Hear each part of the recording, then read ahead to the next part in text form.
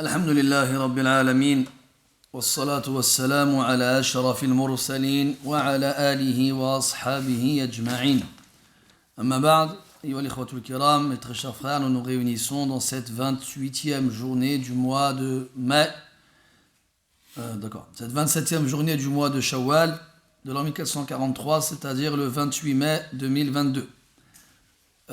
Pour notre 43e rencontre dans laquelle nous étudions ensemble le droit islamique selon l'école juridique de l'imam Ahmad ibn Hanbal al-Shaybani rahimahullah ta'ala, avec comme support le livre de Cheikh Mansour al-Buhuti rahimahullah intitulé Umdatul Talib. Et nous avons fini lors du cours précédent la partie du livre consacré aux moments qui sont interdits pour les prières surérogatoires et aussi la partie consacrée à la prière en groupe. Donc, dans la logique de l'ordre des chapitres, on passe après avoir vu la prière en groupe et certaines problématiques en rapport avec cette dernière.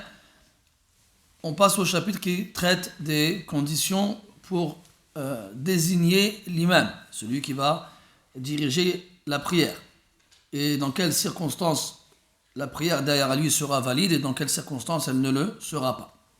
Samillah. الحمد لله رب العالمين والصلاة والسلام على نبينا وعلى آله وصحبه أجمعين. قال المصنف رحمه الله: فصل. الأولى بالإمامة الأقرب العالم فقه صلاته، ثم الأفقه، ثم الأسن، ثم الأشرف، ثم الأتقى، ثم من قرأ، وصاحب البيت إمام المسجد أحق. حسبك. إذن قال رحمه الله: الأولى لإمامة، هكذا عندك لإمامة أو للإمامة؟ بالإمامة، نعم، هذا أقوم. الأولى بالإمامة الأقرأ. Donc l'imama, ça vient du mot mais le mot vous venez dire, tout directement viendra à votre esprit, le mot mère. Et le mot aussi vient du verbe amma, qui veut dire être devant, être en avant. Ça veut aussi dire avoir l'intention de, l'objectif de. ومنه قوله تعالى ولا آمين البيت الحرام أممته أي قصدته. Donc il y a deux sens dans le verbe amma. L'intention de faire la chose et le fait d'être devant. On a aussi dans le sens du mot an-nasiya, c'est-à-dire c'est la partie supérieure du front. ومنه قوله تعالى فأمه هاوية فأمه هاوية أي مقدمته. Ce qui va aller en premier en enfer dans la personne qui sera ajoutée, ce sera l'avant de sa tête. Ala kulli hal, donc l'imam c'est celui qui est devant. On l'appelle la mère parce qu'elle vient avant son enfant. Et dans la prière, c'est celui qui est devant et qu'on va avoir l'intention de suivre.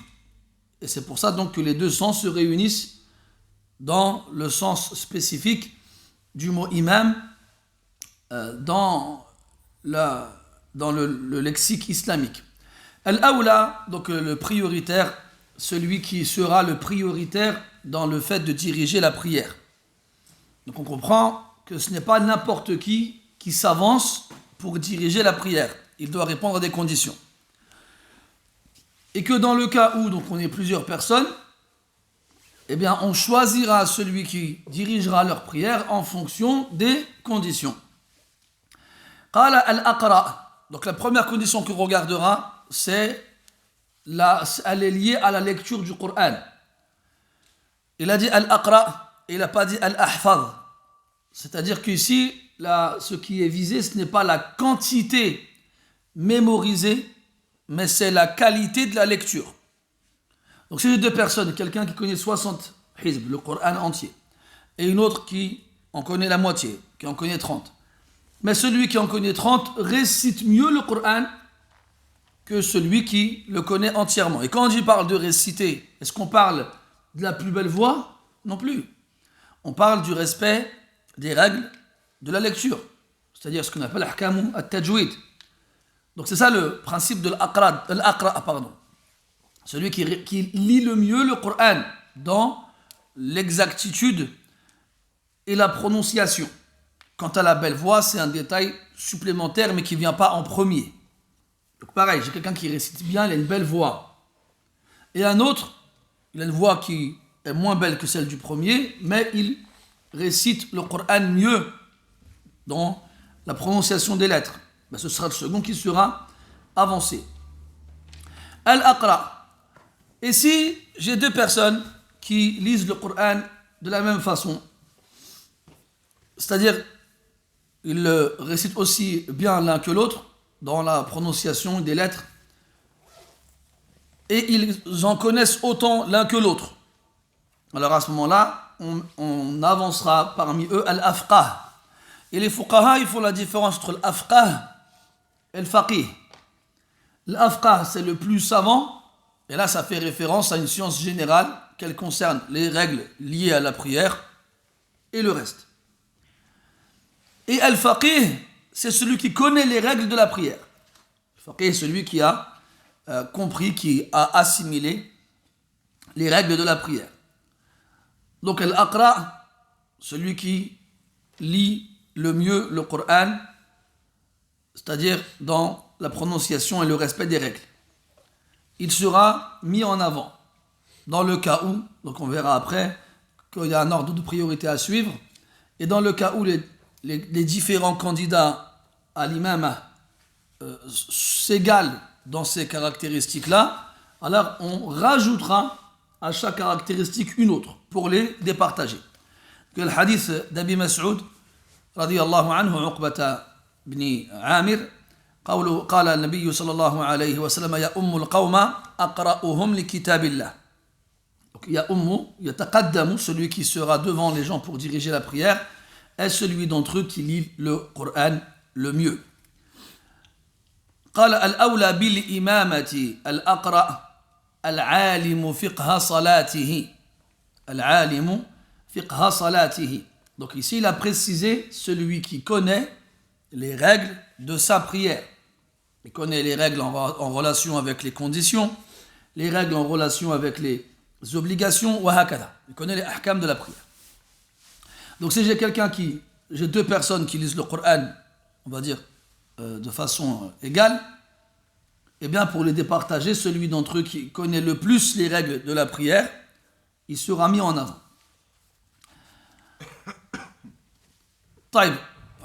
Si j'ai un aqra et un afqah, j'en ai un, il lit bien, mais il n'a pas le fiqh de l'autre. Mais l'autre qui a le fiqh, il n'a pas la qira'a de l'autre. Lequel des deux on avancera? Celui qui lit le mieux. Celui qui lit le mieux. Donc si bien entendu on a les deux caractéristiques qui se réunissent dans une personne, le qira'a wa le fiqh, wa al-muqaddam, ce sera lui qui sera avancé. Mais si j'ai deux personnes et chacune d'entre elles a là une caractéristique et pas l'autre, eh bien celui qui primera, sera celui qui lira le mieux.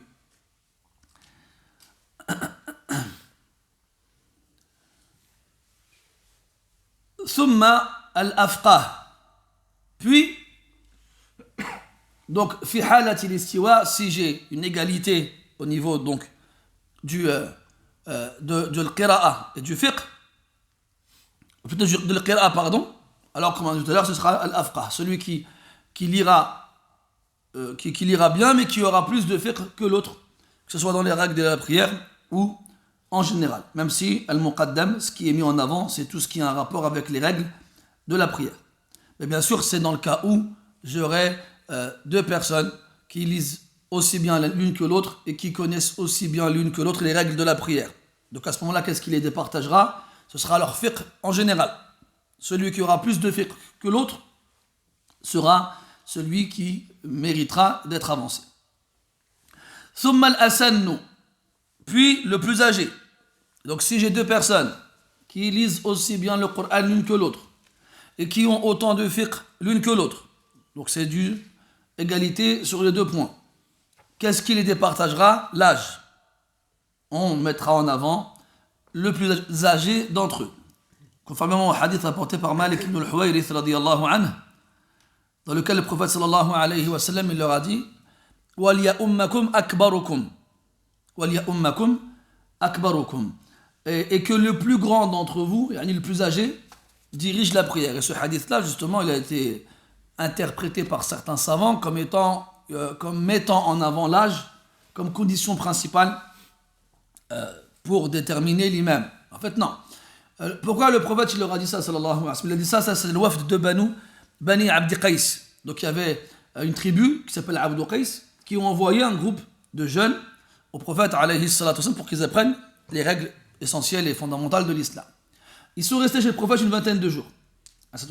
Puis après, ils sont rentrés chez eux. Et avant de rentrer chez eux, le prophète leur a donné plusieurs recommandations.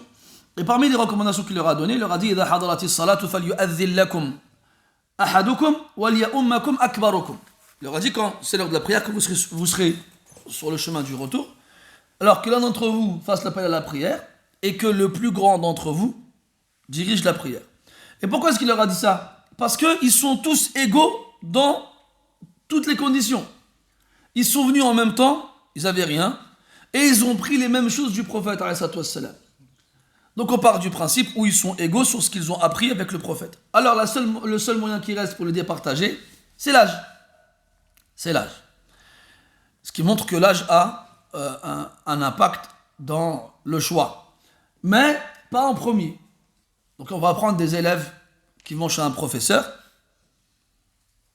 et qui sont tous des débutants et qui, avant d'aller chez ce professeur-là, n'ont pas pris de cours, qui ne sont pas de science dans la science islamique en général. Eh bien, on estimera qu'ils sont tous au même niveau. On estimera qu'ils sont tous au même niveau et que ce qui les départagera à la base, ce sera l'âge. Kadhalika les fuqaha disent que parmi les raisons qui font qu'on met en avant le plus âgé lorsque la lecture et les règles de la prière sont au même niveau chez les personnes, c'est parce qu'en général, bien entendu toujours, en général, la personne plus âgée, eh bien, elle a plus de concentration dans sa prière. Mais là, quand on parle de plus âgé, c'est pas il y a 1 an, 2 ans entre nous, comme ça peut être le cas chez beaucoup, mais c'est quand même vraiment une certaine différence dans l'âge. Pourquoi? Parce que quand tu prends de l'âge, tu fais mieux tes adorations. Parce que tu les as fait plus longtemps et tu t'habitues à corriger les erreurs. Alors que quand tu viens de commencer généralement, c'est là que tu vas faire des erreurs et que tu vas avoir du mal, notamment dans la concentration. Dans la concentration, quelqu'un il s'est marié, il a des enfants, ça y est, sa vie elle est réglée. Il a son travail, il a une maison, il a une voiture, ça y est, sa vie elle est réglée. Un jeune qui a la vingtaine, il est encore à l'école, ou bien il vient de commencer un travail, ou bien il n'est pas marié et il pense au mariage. Il est à l'école, il pense à ses examens. Il n'a pas de travail, il pense au travail. Bref, il a beaucoup de perturbations qui viendront l'empêcher de se concentrer dans la prière. Et donc c'est pour ça, par rapport à ça, que on mettra en avant le plus âgé. Ils disent aussi wajabatu du'a kadalik. Ils disent aussi dans le fait que il est plus favorable à ce qu'on réponde à ses invocations que le jeune. Pourquoi? Parce que plus tu es âgé, plus tu es posé. Plus tu es posé, moins tu fais de péché. Quand tu es jeune, tu as encore la fougue de la jeunesse et c'est là que tu as du mal à te contrôler. Mais ça, comme je vous disais, ça c'est des règles générales. Ça, c'était une époque où les gens, ils avaient le même profil. Commençait tous à prier à 7 ans, il n'arrêtait jamais, ils allaient toujours à la mosquée, il ne ratait pas un Jumu'ah. Voilà. Tout le monde avait le même profil. Donc forcément, la seule chose qui est distinguée, c'est l'âge. Et aujourd'hui, malheureusement, il y a des jeunes, machallah, ils ont réuni toutes ces choses-là quand des villes ne les ont pas. Donc, les kulli maqamin maqal. ثم قال رحمه الله ثم الأشرف. L'ashraf, c'est le plus noble. Donc oui, on regarde dans certains cas la noblesse des gens. Et comment est-ce qu'on établit cette noblesse-là par rapport à la généalogie, la lignée? Et donc, on va regarder dans la lignée des gens celui qui remonte à la famille la plus noble. Et chez les fuqaha, la famille la plus noble, c'est Quraysh. Quand on parle de famille, c'est la tribu, Quraysh. Et donc, chez Quraysh, il y a plusieurs tribus aussi. Et forcément, la meilleure des tribus de Quraysh, c'est celle du prophète sallallahu alayhi wa sallam, c'est Banu Hashim. Banu Hashim. Et pourquoi est-ce qu'on a pris Quraysh dans ce cas-là de noblesse? Parce qu'on a fait une analogie avec al-imamatul kubra. Donc il y a deux types de imama. Là, on est dans l'imamatul soura, le fait de diriger la prière. Celui qui dirige la prière, on l'appelle al-imam. Et cet imama, c'est un imama mineur, parce qu'il ne concerne que la prière. En opposition à l'imamatul kubra, l'imama majeur, qui désigne l'imam al-a'zam, qui est le gouverneur, qui lui va avoir une responsabilité sur toutes les choses, et pas seulement la prière. Donc comme le prophète il a dit sallallahu alayhi wa sallam, l'imamatu ou a'immatu min Quraysh, que les imams sont chez Quraysh en faisant référence au gouverneur. Et quand on parle de gouverneur, on parle du calife. Eh bien, lorsqu'on a une égalité sur toutes les conditions précédentes, alors à ce moment-là, on a dit quoi? Al-qira'a, al-fiqh, al-sin. Alors, on regardera al-sharaf, la noblesse. On regardera al-sharaf, la noblesse. Et donc, on regardera si dans le groupe, il y a un Qurashi, il y en a, si c'est lui, c'est le seul, et il est pareil que sur les autres constitutions, c'est celui qui dirigera la prière. S'il y a deux Qurashi, il y a un Hashimi et un Makhzoumi, ce sera le Hashimi qui dirigera la prière. Et nous, malheureusement, qui sait quelle est sa lignée ou sa généalogie? Malheureusement, notamment dans les pays qui ont été colonisés, en Afrique du Nord et en Afrique centrale, en Afrique complète, ils n'ont rien laissé. Et eh bien, il y a une période de l'histoire, malheureusement, où tout notre patrimoine culturel, il a été jeté à la poubelle. Et donc, très peu d'entre nous connaissent leur généalogie. Alors que on sait qu'en Afrique, il y a beaucoup de descendants du prophète ou de descendants des compagnons. Il y avait un savant malien qui est mort dans les années 80, Hamad al-Ansari, pour ceux qui les connaissent, rahmatullah alayh. Il s'appelait l'Ansari. L'Ansari en référence à quoi? Au Ansar, parce que c'était un descendant d'un compagnon de Médine. Je me souviens plus c'était lequel. Et il était au Mali. Donc quelqu'un va se dire, le Mali, il n'y a pas d'arabe là-bas, donc qu'est-ce qu'ils ont à voir avec les Sahaba? S'il y en avait. Et au Maghreb, kadalik. Donc, ça se trouve, parmi nous, il y a des descendants des compagnons, voire même du prophète, sallallahu alayhi wa sallam. Et le problème, c'est que, je prends mon exemple, au Maghreb, il y a bien une certaine période où ils ont commencé à, comment dirais-je, à officialiser les papiers, ils ont fait de l'administration, tout tralala. Les gens, ils arrivaient dans les mairies, on leur demandait leur nom de famille. Mais il n'y a pas de nom de famille. Nous, c'était Foulan, Ibn Foulan, Ibn Foulan, Ibn Foulan. Et alors, on leur demandait de choisir. Et des fois, tu avais les mêmes composants d'une fratrie, plusieurs frères de la même famille, qui avaient des noms de famille différents. Ils avaient des noms de famille différents. Et des fois, le père et le fils, ils n'avaient pas le même nom de famille. Alors moi, si je vous raconter l'histoire de ma famille, vous ne comprendrez rien, parce que même moi, pour la comprendre, j'ai dû mettre des années. Hein. Mais dans tous les cas, quand on remonte dans les ancêtres, il y a 3-4 générations, le premier grand-père qui a pris un nom de famille, il en a pris un. Un de ses frères, il en a pris un autre. Et un de ses frères, il en a pris un autre. Comme mon grand-père, il s'appelle Qaddar, son frère, il s'appelle Basri, son frère, il s'appelle Ghissi. Et mon père, à moi, il a pris le nom de famille de son grand-père maternel. Une Chouka, pas possible. Voilà, j'ai même demandé à Cheikh Al-Usaymi comment faire, en fait, parce qu'il y a un hadith qui nous interdit de s'affilier à autre que son père. Moi, aujourd'hui, je porte le nom de famille de mon père. Mais c'est pas le nom de famille de son père. Et son père, son nom de famille, c'est pas celui de son père non plus. Comment on fait? Comment faire? Donc c'est vrai, et moi je donne mon exemple, mais je suis quasiment sûr que la plupart des Maghrébins c'est le même système. Voilà, ils sont arrivés à la mairie. Tu t'appelles comment toi? Je m'appelle Ben Abdelrahman. Il y en a 36 des Beno Abdelrahman.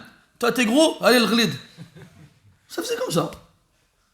Et c'est pour ça qu'on a des noms de famille, le Srir, le Kbir, si, ça. On a tous les noms de famille. Moi, j'ai même rencontré un Marocain. Son nom, c'est le Kihal, le noir. Il n'est pas noir, mais il l'appelait non plus le noir. Il s'appelle l'Azraq, le bleu, pourquoi? Parce qu'il est arrivé avec un bleu, il s'était tapé. Et Wallah, un manque de respect, mais total. Une moquerie sans pareil. C'est fou, Wallah. Ma'alinash. Et Nabi Sasmin disait dans le hadith, non, c'est une parole d'Ibn Abbas, il disait ta'allamu min ansabikum ma tasiluna bihi arhamakum. Apprenez de votre lignée, de votre généalogie, ce avec quoi vous pourrez conserver vos liens de parenté. Parce que des fois, maintenant, voilà, même des fois, on n'est même pas du même pays. Tu prends les Marocains, les Algériens, les Tunisiens, ou bien les Maliens, les Sénégalais, et une partie de la Mauritanie. Eh bien, on n'a pas les mêmes noms de famille, on n'a pas les mêmes pays. Mais si on remonte, on trouvera des ancêtres communs. Parce qu'il y a eu beaucoup de déplacements. Des Tunisiens qui sont partis au Maroc, des Marocains qui sont partis en Tunisie, des Marocains qui sont partis en Tunisie. Alors les Marocains qui sont proches de la frontière algérienne, ils se sont mariés avec des Algériens, les Algériens avec des Marocains, les Algériens proches de la frontière tunisienne avec des Tunisiens, les Tunisiens... Voilà. Nous on est tous là comme des abrutis, excusez-moi le terme. Ouais, les Marocains, les Algériens, les Tunisiens.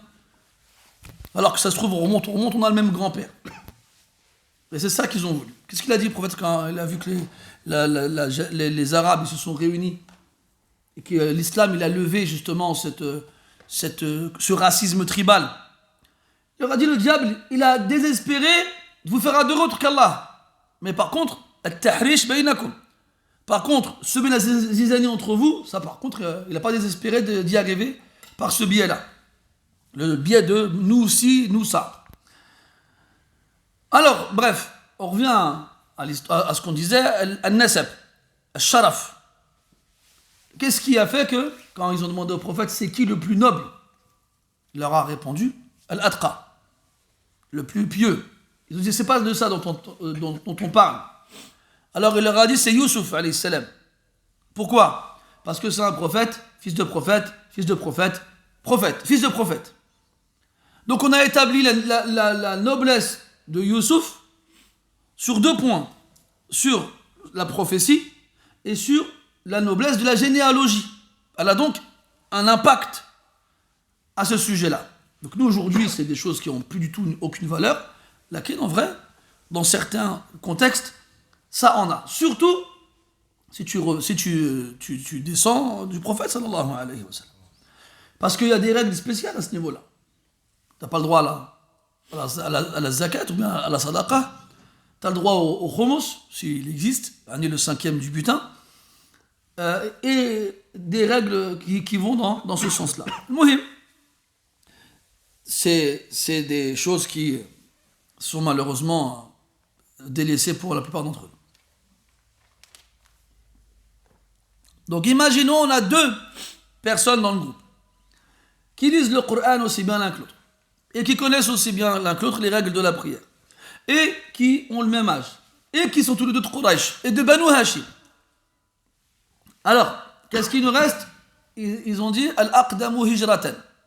Elle est celui qui aura fait la hijra avant l'autre. Donc la hijra, c'est quitter un pays de mécréance pour aller dans un pays de musulmans. Si ils sont tous les deux originaires d'un pays musulman, ils n'ont pas fait la hijra.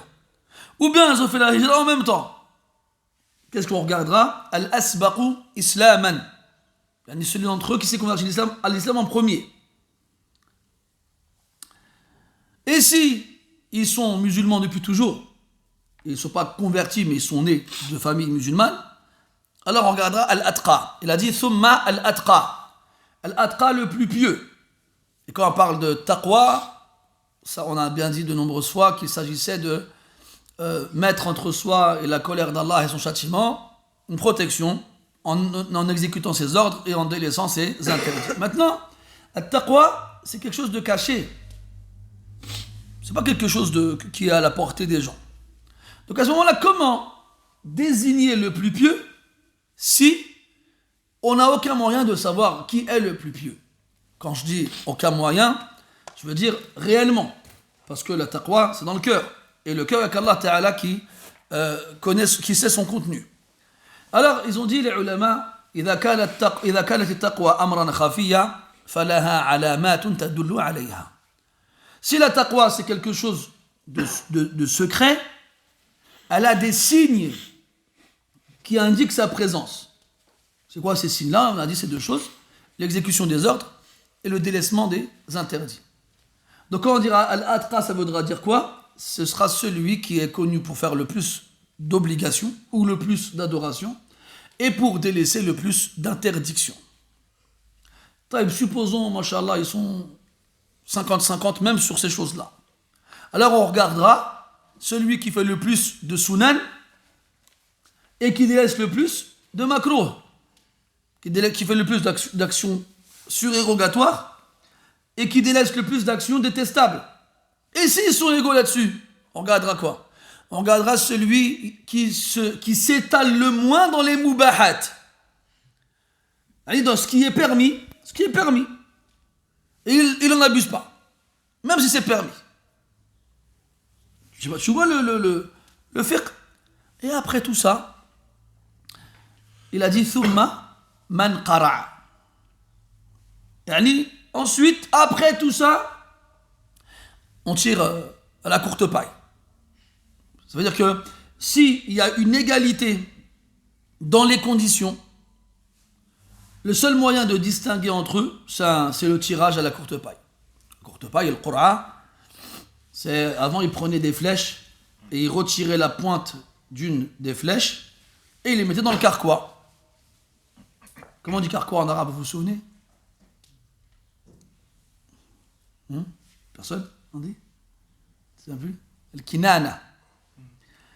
Al-muhim. Et donc, tu mettais les flèches dans le carquois, et puis chacun il tirait une flèche. Et celui qui tirait la flèche sans la pointe, c'était lui qui était sélectionné. Et on verra que dans quelles circonstances, on le verra plus tard, Inch'Allah, dans quelles circonstances est-ce qu'on a recours à al-qur'a, donc au tirage à la courte paille, pour désigner quelqu'un. Donc si vraiment il y a un istiwa tam fi jami'i al-shuruti al-mutaqaddima yuhalu ila al-qur'a. Donc s'il y a réellement une égalité dans tous les domaines, toutes les conditions données précédemment, alors à ce moment-là, on aura recours au tirage pour savoir qui sera sélectionné. Après l'auteur il dit rahimahullah wa sahibul bayti wa imamul masjidi ahaqqu. Après il donne, par rapport à ce qu'on vient de voir, deux cas particuliers. Sahibul bayt, c'est l'occupant de la maison. Et quand on dit l'occupant de la maison, c'est celui qui y vit, pas forcément celui qui la possède. Qu'est-ce que ça veut dire? C'est-à-dire que tu es locataire, toi. Tu loues un appartement, là tu loues une maison. Le propriétaire, à qui appartient la maison, il vient. C'est l'heure de la prière. Qui va diriger la prière? Le locataire ou le propriétaire? Eh bien, ce sera le locataire. Parce que c'est lui qui jouit de la maison par le biais de la location. Donc la location, elle lui donne le droit à jouir du bien loué. Et à ce moment-là, le propriétaire, même si le bien lui appartient, il ne peut plus en jouir comme il veut. Est-ce que toi, si tu loues un appartement, le propriétaire, il vient, il dit, tu sais quoi, j'aime pas la couleur des murs, je vais les repeindre. Il a le droit de faire ça, il n'a pas le droit de faire ça. Toi, tu loues l'appartement, il a plus de droit dessus tant que tu le loues. Donc, sahibul bayt, l'occupant de la maison, il mérite plus de diriger la prière qu'autrui, même si autrui le surpasse dans toutes les conditions précédemment citées. Donc l'occupation de la maison, dans la maison bien entendu, sera la condition suprême qui donnera le droit à l'occupant de diriger la prière. Et quand on dit le droit et pas l'obligation, ça veut dire que s'il accepte et tolère et permet à autrui de diriger la prière, il en a le droit. Prophète dit sallallahu alayhi wa sallam, la ya'ummanna ar-rajula fi baytihi. La yu'ammanna ar-rajulu fi baytihi. Yani l'homme chez lui, on dirige pas la prière à sa place. C'est lui qui dirige la prière. Après il a dit wa imamul masjid. et on fait un qiyas avec l'imam al-ratib, yani l'imam fixe de la mosquée. Pourquoi? Parce qu'on estime que l'imam est bayna qawsayn, le propriétaire, entre guillemets bien entendu, de la mosquée, au même titre que l'occupant de la maison. Donc l'imam qui a été désigné officiellement et qui dirige la prière régulièrement est considéré comme l'occupant des lieux. C'est donc à lui que revient ce mérite. C'est que si, mathalan, dans la mosquée, il y a des gens qui lisent mieux le Coran que l'imam, et il y en a dans toutes les mosquées quasiment, et s'il y en a qui connaissent les règles de la prière mieux que lui, et ben ça restera quand même lui qui aura la priorité, ce sera quand même lui qui aura plus le droit de diriger la prière qu'un autre. On rapporte qu'Abdullah ibn Omar radiyallahu anhuma, il s'est rendu dans une terre lui appartenant où vivait un de ses esclaves. Et il s'est donc rendu là-bas et il y avait une mosquée. Donc c'était l'heure de la prière, il a été prié. Et quand on lui a proposé de diriger la prière, il a refusé. Parce que l'esclave, il était l'imam, entre guillemets, de cette mosquée-là. Et il a refusé. Et il a dit, Sahibul masjid ahaq. Sahibu al-masjid ahaq. Entre guillemets, l'occupant de la mosquée mérite plus cela qu'un autre. Et kadhalika, parce que imaginons, notamment à la mosquée, si quelqu'un il s'avance et dirige la prière à la place de l'imam, et supposons, admettons, ils lisent mieux que lui, ça pourra pousser les gens à avoir une mauvaise opinion envers leur imam. Ça peut avoir des répercussions mauvaises en fait sur la jama'a. Et ça pourra pousser les gens à ne plus vouloir prier derrière lui. Il a ghayri dhalika, et ainsi de suite. Donc on va éviter de faire ces choses-là. نعم تفضل. وحر ومقيم وبصير أولى من ضدهم ولا تصح خلف فاسق ولا امرأة وخلف لرجل ولا صبي لبالغ ولا أخرس ولا عاجز عن ركن أو شرط إلا بمثله سوى إمام الحي المرجو زوال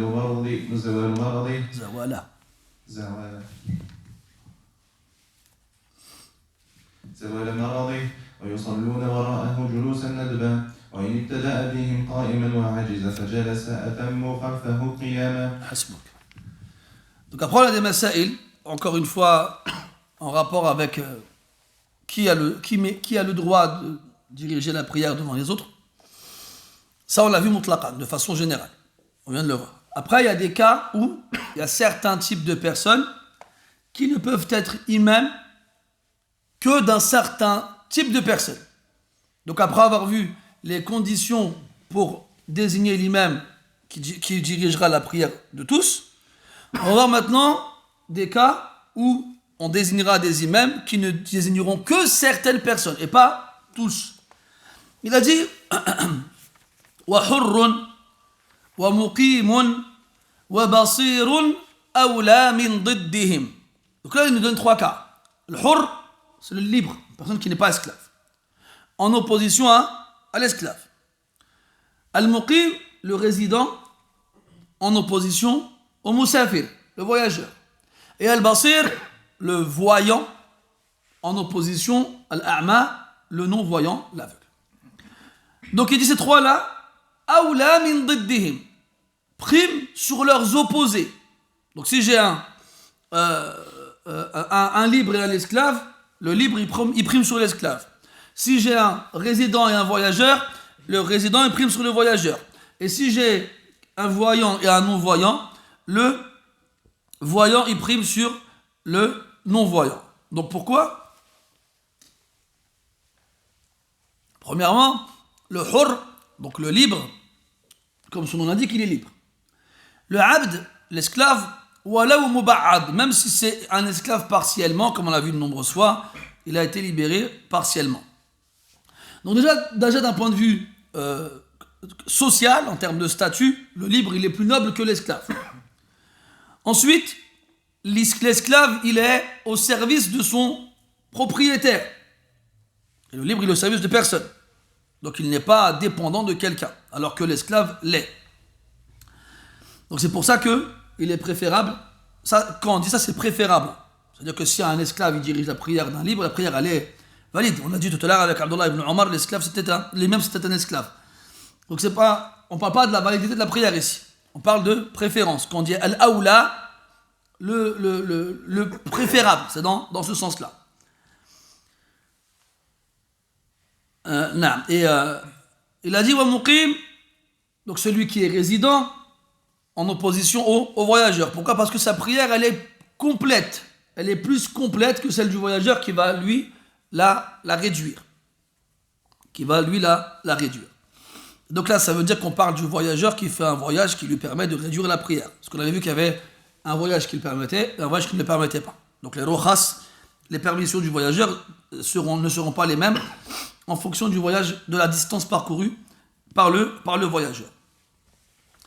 Et aussi, dans le cas où il prierait en groupe, et que l'imam serait voyageur et qu'il va donc réduire la prière, alors ça, s'il y a des gens qui arrivent en retard, ils auront moins de chances bayna qawsayn de rattraper la prière en groupe que dans le cas où il la ferait entièrement, parce qu'il y aura plus de raka'at.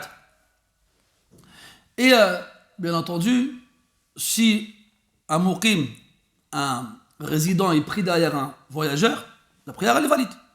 Il n'y a pas de problème à ce niveau-là. Parce qu'on verra après que le ma'moum doit avoir la même niya que l'imam. D'accord? C'est dans la prière en question. Mais là, dans le cadre du voyageur et du résident, ça ne rentre pas dans ce cas-là. Ils ont la même niya, ils font la même prière. C'est juste la hay'a, la forme de la prière qui varie. Mais la prière elle-même, elle reste la même. Donc on peut prier derrière un voyageur, même si on n'est pas voyageur. Même s'il réduit la prière. Après, la réduction de la prière, elle n'est pas obligatoire pour le voyageur. C'est sunna. Mais dans ces cas-là, des fois, il y a certains voyageurs, ils ne veulent pas gêner les résidents. Alors qu'est-ce qu'ils font? Ils font la prière entièrement. Ils délaissent la réduction de la prière. Et ça, c'est makrouh. C'est détestable. Pourquoi? Parce que ça revient à délaisser une tradition prophétique, à délaisser une permission. Et Allah, il aime que l'on n'ait recours aux permissions qu'il nous donne, comme il aime qu'on exécute ses ordres. Et le prophète, sallallahu alayhi wa sallam, il a prié la prière du voyageur derrière des résidents sans la réduire. Et même si on est amené à diriger la prière en tant que voyageur devant des gens qui ne le sont pas, on restera sur la réduction de la prière et on ne la fera pas entièrement. Comme on l'a dit, min bab al-karaha. Si jamais c'est le cas, ce sera détestable. Vous voyez là, fatasihhu as-salatu. Et enfin, le voyant et le non-voyant, c'est parce que le voyant, donc il peut voir ses vêtements, et il peut voir s'il y a une trace d'impureté, mathalan, contrairement à celui qui ne voit pas. Kadhalika, le voyant, il est capable de déterminer la direction de la qibla, contrairement au non-voyant. Donc c'est pour ces raisons-là qu'on préférera quelqu'un qui voit en tant qu'imam en opposition à quelqu'un qui ne voit pas. Après, l'auteur, rahimahullah, il nous parle d'un type de personne derrière lequel la prière n'est pas valide. Il dit wala tasihhu khalfa fasiqin.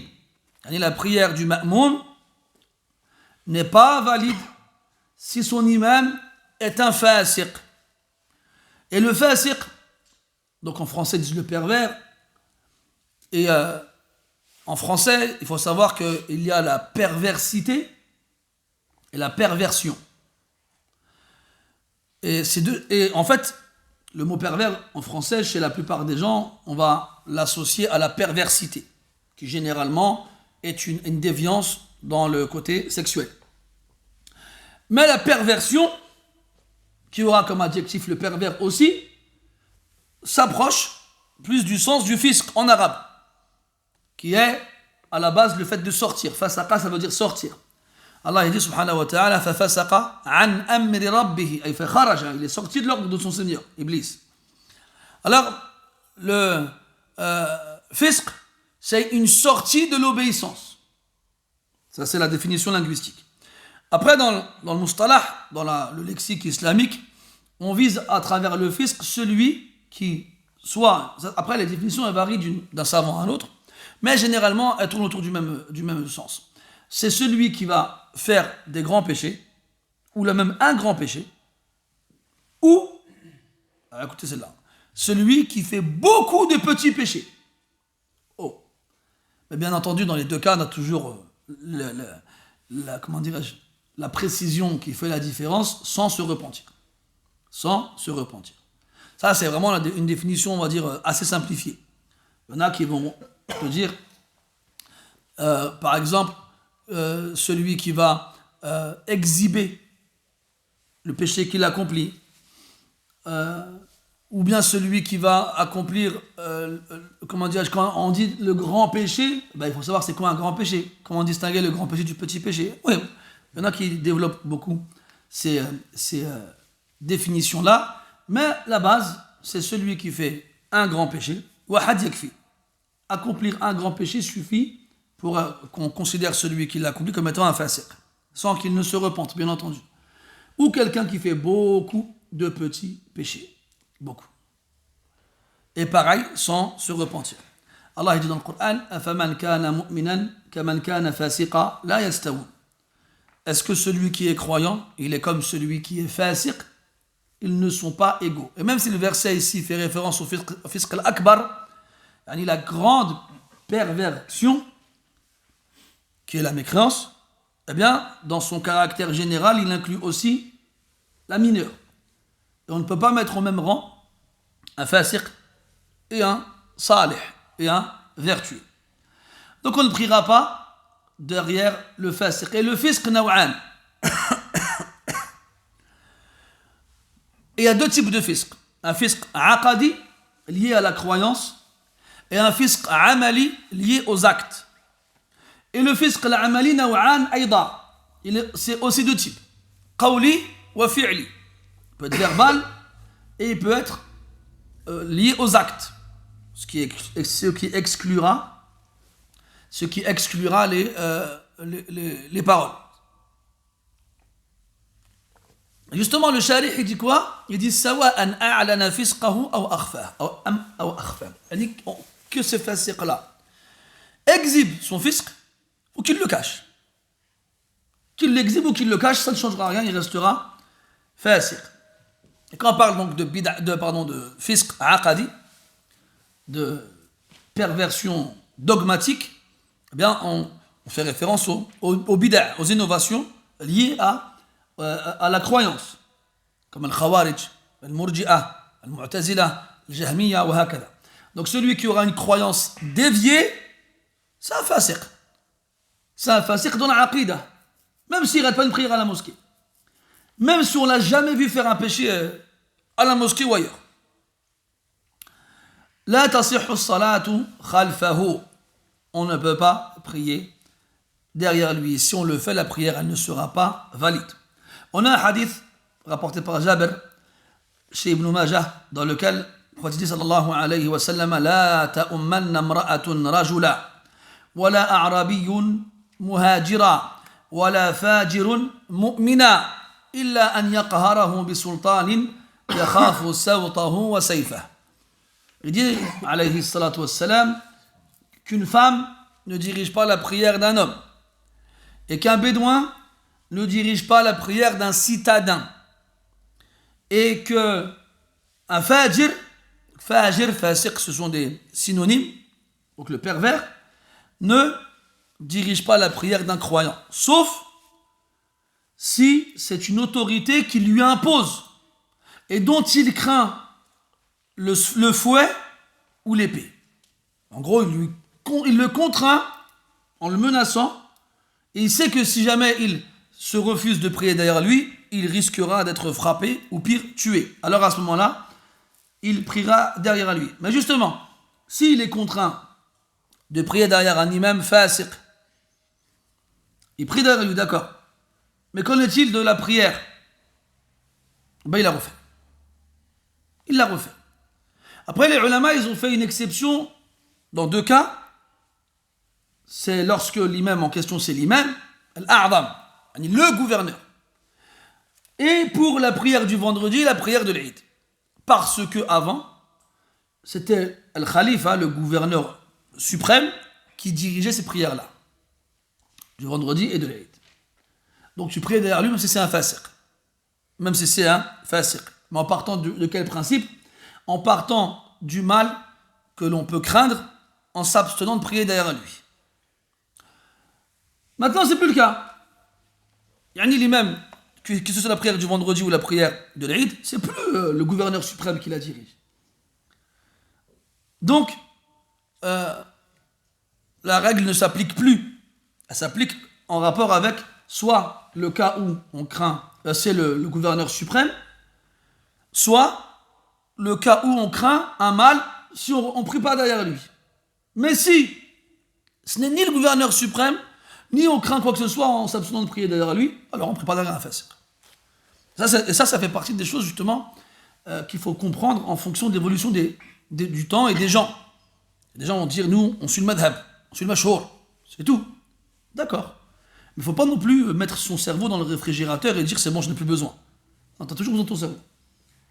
Tu ne veux pas toi, appliquer aveuglément ces choses-là, alors que les circonstances, elles ont changé. Et que le fiqh, il nous a appris des qawa'id, des règles.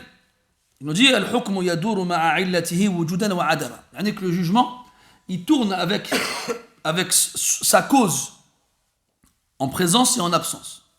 Donc la cause qui va légitimer la présence du jugement, si elle est absente, le jugement il est absent.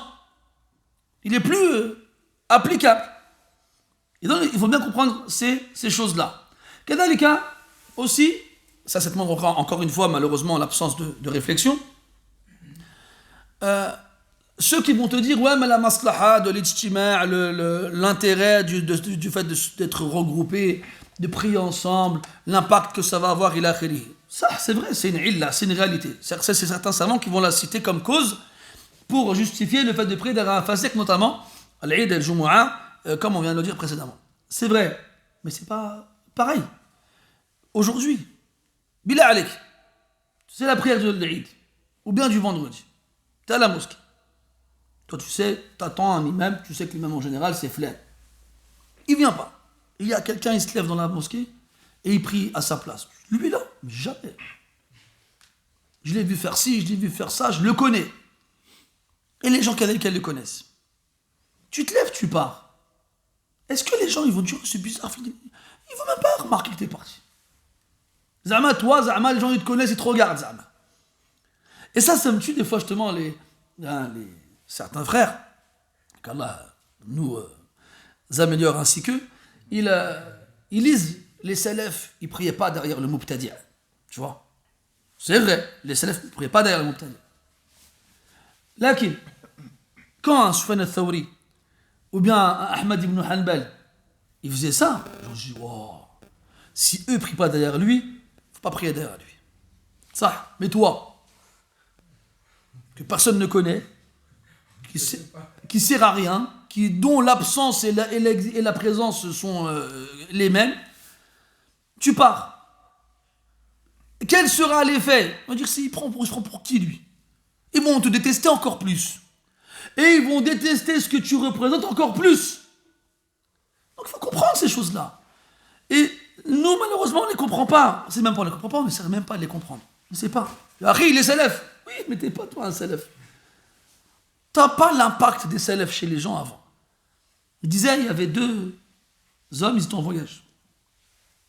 Imagine-toi, ils sont venus de nulle part, ils ont trouvé un cadavre, tout seul, abandonné. Ils ont vu, subhanallah, qu'est-ce qu'il fait là le cadavre? Alors ils n'ont pas su quoi faire, ils ont prié sur lui. Ils sont arrivés à Bagdad. Ils ont été voir l'imam Ahmed, ils ont été voir les savants, ils leur ont dit, oh, on était pas loin de la ville, on a trouvé un cadavre abandonné comme ça. Ils ont dit, ah lui c'est Foulen, Ra'sul Mubtadi'a indana. Le chef des innovateurs chez nous. Personne n'a voulu prier sur lui. Personne n'a voulu le laver, personne n'a voulu l'enterrer. Alors on l'a acheté là-bas. Ils ont dit, oh subhanallah, on a prié sur lui, si on l'avait su, on ne l'aurait pas fait. Tu vois? Une fois il y avait une janaza, Sufyan al-Thawri rentre dans la mosquée, il traverse tous les rangs. Déjà, les gens, ils voient Sufyan al-Thawri, ils se poussent. Il avance vers le corps, ils se disent quoi? C'est lui qui va diriger la prière. Il a regardé comme ça, ah, c'est lui, il est reparti. Il est reparti. Et les gens ne sont pas pris sur lui. Tu vois l'impact de ces gens-là? Fais-le toi, fais-le. Vas-y. Toi qui, tu viens, tout ce que les gens ils connaissent de toi, c'est lui, là, il se prend pour qui lui? Il rentre dans la mosquée parce que c'est de ma personne, il prie tout seul, différemment de nous, il fait des choses qu'on ne connaît pas, il nous regarde de travers, il ne veut pas s'asseoir avec nous, il ne veut pas parler avec nous. Et là, les gens, ils n'aiment pas ce type de personne. Lui, il y a le janaza, le même énergumène, pour pas dire autre chose. Il traverse les rangs, tu vas où là déjà toi? Il voit le mayyit, et il part. Il dit, c'est le bhalk, dégage, tant mieux. Tu vois, les choses. Mais ça, c'est des choses, malheureusement, c'est le manque de fiqh qui nous fait faire ces bêtises. Et imagine-toi que les munafiqin, avec le mal qu'ils faisaient aux sahaba radiyallahu anhum, jusqu'au point où le prophète, ils ont demandé au prophète de les débarrasser d'eux, les hypocrites et du mal qu'ils font. Il dit non. Il dit pour ne pas que les gens ils disent Mohammed et tous ses compagnons. Ce hadith-là, il est azim jiddan si seulement on y réfléchissait. L'importance de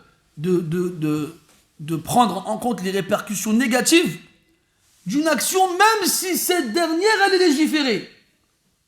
T'imagines? Mais ça, c'est une chose qui dépasse la réflexion et l'intelligence de nombreuses personnes. نعم. ثم قال رحمه الله tu l'as lu ولا تصح امرأة نعم ولا امرأة نعم. Avant de passer au point suivant, il y a des petites précisions importantes à faire en rapport avec justement le fasiq. Notamment, on a parlé de l'aqidah. Là-dessus, il n'y a pas de khilaf. On n'accepte pas la divergence dans usul al-i'tiqad, dans les fondements de la croyance. Ça, on n'accepte pas. Celui qui nous khalif, qui s'oppose à nous dans ces fondements, on jugera de sa déviance dogmatique, et donc de sa perversion, et donc du fait qu'on ne prie pas derrière lui.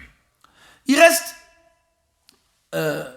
comment dirais-je, la perversion donc liée aux paroles et liée aux actes. Quand ce sont des choses qui sont sujets à unanimité chez les savants, là, il n'y a pas de problème, on ne prie pas derrière lui. Mais quand il s'agit de choses qui sont sujets à divergence chez les savants, qu'en est-il? Est-ce qu'on prie derrière lui ou non? La réponse est, quel est le statut de la divergence en question? Si c'est une divergence tolérée, alors on ne considérera pas le mukhalif, l'opposant, comme étant pervers, même si cette action-là est considérée comme la perversion dans notre école. Mathalan, exemple, nikah al-mar'ati bila wali. Le mariage d'une femme sans tuteur. On sait que chez Abu Hanifa, rahmatullahi alayhi, le mariage d'une femme sans tuteur est valide. Même si il donne des conditions à la femme en question. Ce n'est pas n'importe quelle femme qui a le droit à cette permission. Eh bien, alors que chez nous, chez la majorité des ulama, si une femme elle se marie sans tuteur, son mariage il est invalide. Il est nul. Mais comme c'est sujet à divergence, pour te dire, même chez les Hanabila, quand une action est invalide, on emploie le mot batil. Mais des fois, ils vont employer le mot fasid à la place de batil. Pourquoi? Pour te faire savoir que dans cette question-là, il y a divergence. Et justement, quand ils traitent du statut du mariage d'une femme sans tuteur, ils disent nikahuha fasid. C'est pas batil. En référence à la présence de la divergence. Al-Muhim, donc dans le cas où ton imam n'a pas le même madhab que toi et voit la tolérance d'une action qui dans ton madhab n'est pas considérée comme étant permise, voire même de la perversion, tu pries derrière lui quand même. Tu ne considéreras pas comme étant un fasiq. Par contre, si la divergence n'est pas tolérée, alors là tu ne prieras pas derrière lui. Même si dans son madhab à lui c'est permis ce qu'il fait. Comme al-nabidh. Al-nabidh c'est l'alcool de date. Il y a certaines écoles qui tolèrent la consommation de ce genre de boisson avec des conditions. Et cette divergence-là n'est pas tolérée. Donc si quelqu'un qui voit cela, il dirige la prière, eh bien on ne priera pas derrière lui. On ne priera pas derrière lui. Aussi, comme on a parlé de divergence, on fait la différence entre les divergences sur les conditions de la prière et la divergence sur les conditions de la sélection de l'imam. Ça veut dire quoi? Que si moi je prie derrière un imam qui diverge dans son école sur certaines conditions de la prière, je prie derrière lui. Mathalan, chez l'imam Malik, rahmatullahi alayhi, le chien n'est pas impur. Il n'est pas impur. Et donc, sa bave, elle n'est pas impure. Alors qu'est-ce qu'on fait? Qu'est-ce qu'il fait le Maliki? S'il a un chien qui le touche, nous on a vu quoi? Il est entièrement impur le chien, et pas seulement la bave. Donc si un Maliki il est touché par un chien, et qui dirige la prière, alors que moi je vois que le chien il est impur, ben, je ferai derrière lui quand même. Pourtant ça touche aux conditions de la prière, hein, qui est Izalatul Khabath. Mais là, je prierai avec. Par contre, dans les conditions de sélection de l'imam, la divergence, là, elle va être prise en compte. C'est-à-dire qu'on ne va pas la respecter. Mathalan, chez le Hanabila, celui qui doit faire une prière obligatoire ne peut pas suivre quelqu'un qui fait une prière surérogatoire. Donc, moi, mathalan, j'arrive à la mosquée, après l'Isha, pendant les nuits du Ramadan, ils font tarawih. Est-ce que moi, qui n'ai pas fait l'Isha, je peux prier avec eux les raka'a de tarawih? Là. En tant que Hanbali, tu ne peux pas faire ça. Chez d'autres, tu peux le faire. Et là, le fait que chez eux, c'est permis, pour les conditions de l'imam, ça ne me rendra pas permis à moi de prier derrière. ثم قال رحمه الله ولا امرأة ولا خنثى لرجل يعني المرأة, la femme, ne peut pas diriger la prière devant l'homme. Et si elle le fait, la prière n'est pas valide. La prière est batile. Le prophète sallallahu alayhi wa sallam, comme on a vu dans le hadith précédent, la ta'ummanna mar'atun rajula. La femme, une femme ne dirigera pas la prière devant un homme. Il n'y a pas longtemps, on m'a rapporté que dans une école qu'on ne citera pas, qui est à Saint-Denis, depuis plusieurs années, pas loin de la gare. Je ne vais pas citer. Une professeure de Coran qui a les 10 lectures. Toi, t'entends quelqu'un a 10 lectures, je dis waouh, tu vois. Disait à ses élèves que la femme ne peut diriger la prière devant un homme. Et son dalil, c'est qu'il n'y a pas de dalil dans le Coran qui l'interdit. C'est fou, comment tu peux connaître le Coran? C'est là que tu vois justement ce contre quoi les salafs nous mettent en garde. C'est-à-dire cet attachement au Coran lié à une ignorance profonde de ses sens et des règles de la législation. Dans le Coran, il n'y a pas ça. Le reste, c'est la parole des hommes. Donc, tu as vu, le féminisme, il a tellement été avalé par les femmes aujourd'hui, et même chez certaines musulmanes, qu'elles l'ont même appliqué aux règles du din. Et que ça fait des siècles que c'est les hommes qui, contribuent à ce que le din y parvienne aux générations futures. Et elles disent, pourquoi c'est que des hommes? Mais il y a فلانة, il y a أختي, والله ما أدري أختي ولا ماشي أختي. Les femmes avant, les vraies, pas comme vous là, eh ben, elles étaient même plus sévères que les hommes.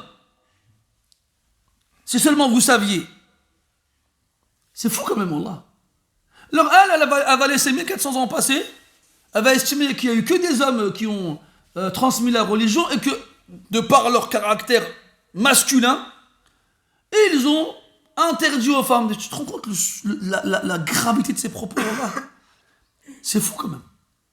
C'est fou. Et donc, elle dit à ses élèves, maintenant, ce truc-là c'est n'importe quoi. Faites comme vous voulez. C'est pas dans le Coran. Vous prenez pas la tête. Wow, subhanallah. 10 lectures pour ça, wallah. 10 lectures pour ça. Après, quand quelqu'un, il va dire, reste dans ta cuisine, c'est mieux. On va dire, ouais, comment il parle, lui? Mais wallah, je le dis, je le répète. Apprendre 10 lectures pour être comme ça, uqsimu billah, qu'une maman illettrée, qui obéit à son mari, qui s'occupe bien de sa maison, qui fait ses 5 prières, uqsimu billah, elle est 1000 fois mieux qu'elle. Même si elle ne sait pas lire le Fatiha correctement. Wallah. Wallah, c'est vrai.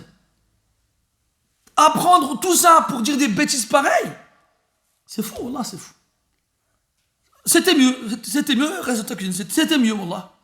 Parce qu'au moins, cette science-là, elle ne sera pas un argument contre toi.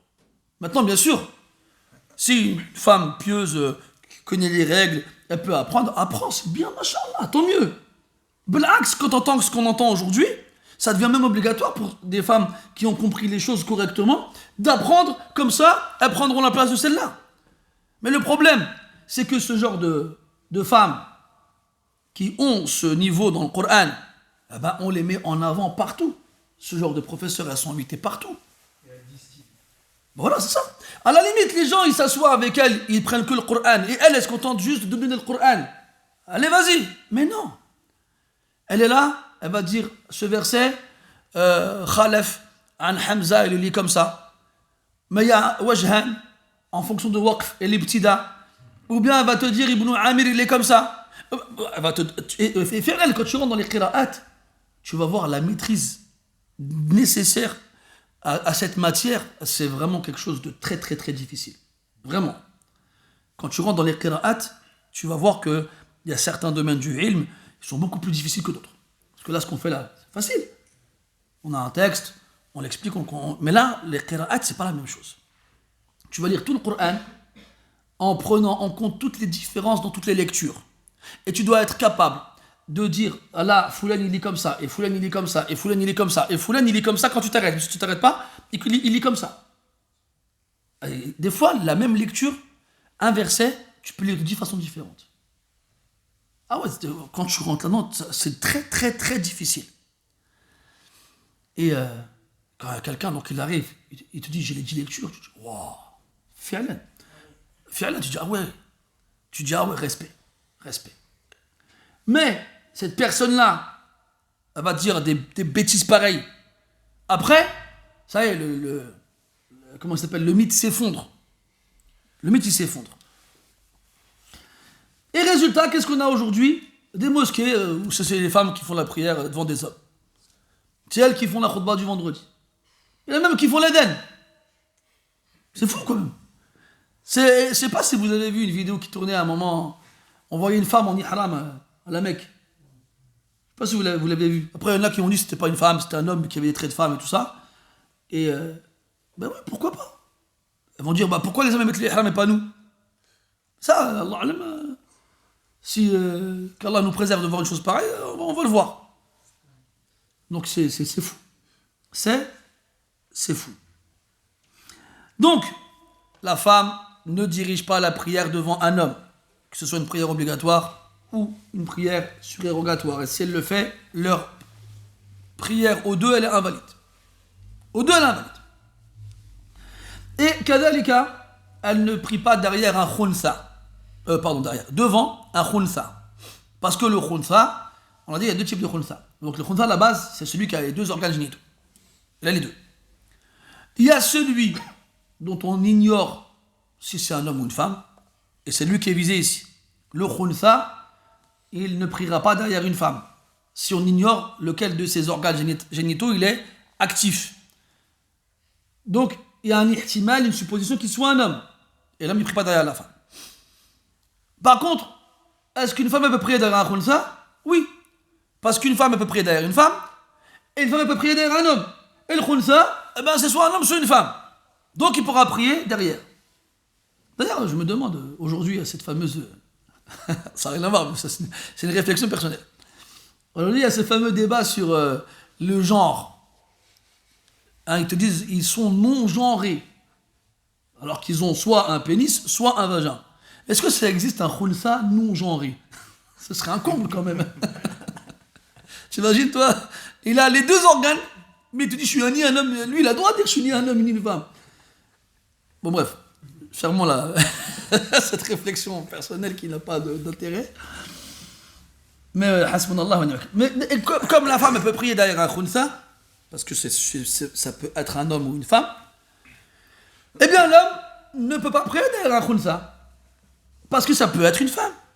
Et il n'a pas le droit de prier derrière une femme. C'est pour ça qu'il a dit wa khunsa li rajul. Après, on a dit il y a deux types de khunsa, celui dont on ignore la nature et celui dont on connaît la nature. Donc on avait dit dernièrement que certains ulama contemporains, avec les chromosomes, ils disent ça, on peut déterminer maintenant la nature du khunsa. Ce problème, il n'est plus un problème aujourd'hui. Mais avant, il l'était. Donc aujourd'hui, voilà, tu regardes les chromosomes, les X et les Y, et tu sais si c'est un homme ou une femme. Mais avant, c'était malheureusement pas possible. Ala kulli hal, il a dit, rahimallah, wa sabiyyun li balighin. As-sabi, l'enfant, c'est celui qui n'est pas pubère. L'enfant qui n'est pas pubère ne dirige pas la prière devant quelqu'un qui l'est.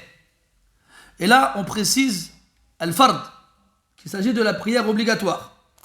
C'est-à-dire que l'imama de l'enfant non pubère ne sera pas valide s'il dirige la prière devant quelqu'un de pubère dans une prière obligatoire.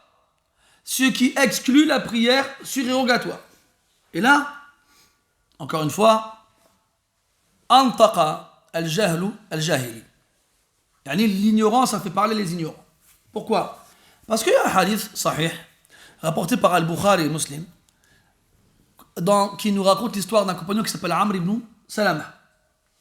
Amr ibn Salama, il vivait dans une tribu des Arabes, de Bédouins, qui se sont convertis à l'islam. Et de temps à autre, le prophète leur envoyait des compagnons radiyallahu anhu. Et Amr ibn Salama était un enfant qui n'était pas pubère. Et lui, quand il voyait les Sahaba arriver, c'était le premier à les accueillir. C'était un enfant, donc ils aimaient les enfants, il s'occupait de lui, il les accueillait. Et qu'est-ce qu'il leur demandait? Pourquoi il allait les accueillir? Il leur demandait de leur apprendre du Coran, de lui apprendre du Coran. Alors c'était celui de toute la tribu qui connaissait le plus de Coran. Et pour cette raison-là, c'est lui qui dirigeait la prière. Au point où il avait un qamis trop court. Et quand il se prosternait, on voyait son derrière. Et il y avait une vieille femme qui priait derrière. Elle leur a dit « Ratu ista imamikum » couvrez le derrière de votre imam. Alors qu'est-ce qu'ils ont fait? Ils se sont cotisés dans la tribu et ils lui ont acheté un qamis. C'est un enfant, lui. Regarde la simplicité des enfants d'avant. Il a dit « J'étais plus heureux du qamis qu'ils m'ont offert que du jour où je me suis converti à l'islam. » Alors que c'est un enfant. C'est comme si tu avais offert la PS5 alors qu'elle est en rupture de stock. Aujourd'hui, je parle. Moi, j'ai un garçon, il a 9 ans. C'était pour l'Eid.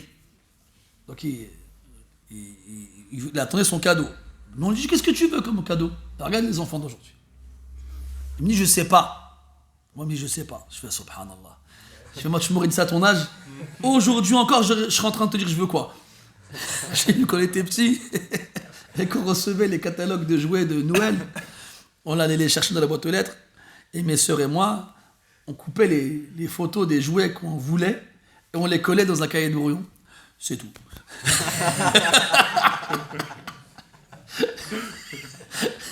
Et après, avec mes sœurs, regarde, trop bien, et toi, regarde, c'est tout.